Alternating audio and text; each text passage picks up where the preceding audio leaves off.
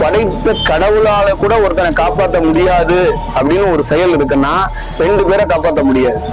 யாருன்னா ஒருத்தன் பில்லி சூனியம் பண்றான் பாருங்க, அவன் அந்த பில்லி சூனியம் பண்றதுக்கு போய் சொல்றான் பாருங்க, அவன் இந்த 2 பேரையும் சைத்தான் அப்படின்னு என்று பொருள் சொல்லுவாங்க.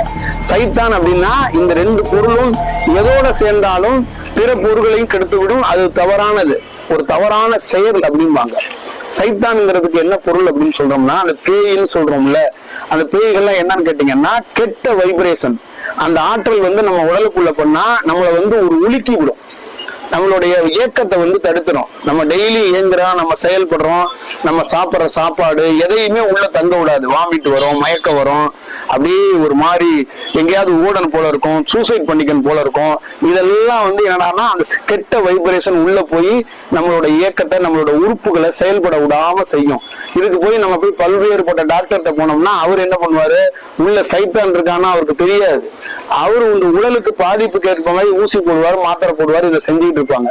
இதை பாடு பண்றேன், அதை பண்றேன், இதை பண்றேன், போய் கோயில்ல போய் காளி கோயில்ல போய் காசு வச்சு போடுறேன், மண்ணை வாரி இறக்கிறேன், அந்த கோயில்ல போய் அந்த போய் சடங்குக்காக போய் இந்த சீட்டு எழுதி கட்டுறேன். இந்த மாதிரி செயல்லாம் தயவு செய்து செய்யாதீர்கள்.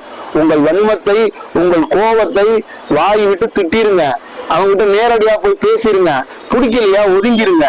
நீங்களே உங்களுக்கு சூனியம் வைத்துக் கொள்ளாதீர்கள். உங்கள் வாழ்க்கையை மட்டும் நீங்கள் கெடுக்கவில்லை, உங்கள் தலைமுறையை நீங்கள் கெடுக்கிறீர்கள். தயவு செய்து புரிஞ்சுக்குங்க. உங்கள்